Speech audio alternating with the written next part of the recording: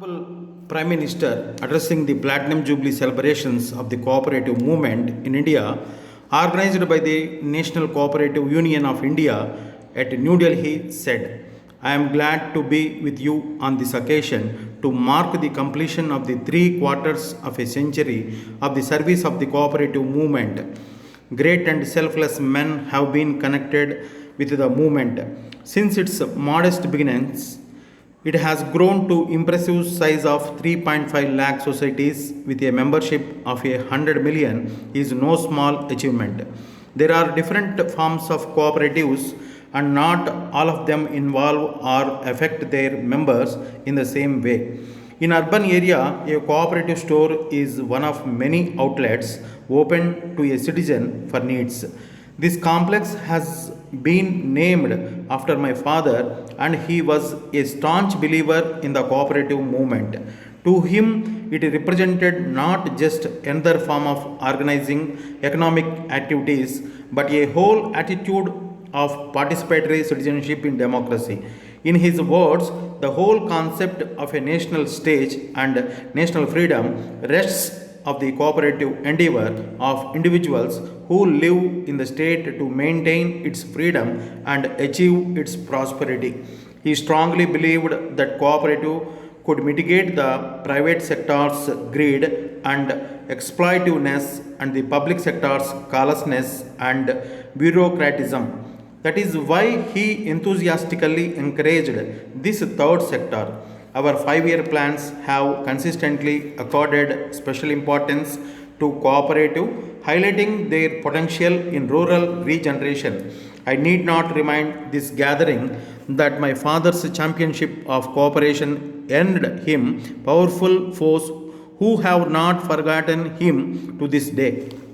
Although many still believe that profit is a divine right, even ostensibly capitalist nations have a large proportion of economic activity in the state or cooperative sector. The role of cooperatives in American and Japanese agriculture is well known. The underlying principle of cooperative is faith in the human being, in man's capacity to build and to share. In fostering cooperatives, we hope that the movement will promote people's organizing and administering abilities and serve as a nursery of self government. That is why, in our philosophy of democratic government, we have linked cooperatives with Panchayat Raj institutions. Some success has turned into failures when the original impulse has waned and individuals and groups have captured institutions to exercise power or utilize their resources for their own purposes. The failures are more frequent when there is no community involvement and when institutions are organized primarily with departmental efforts to fulfill targets. The lack of managerial ability members and the tendency to function in cliques and factions have been the principal reasons for our cooperatives not working as well as they should. Another shortcoming is the rich are taking advantage of the movement and obstructing help to the poor.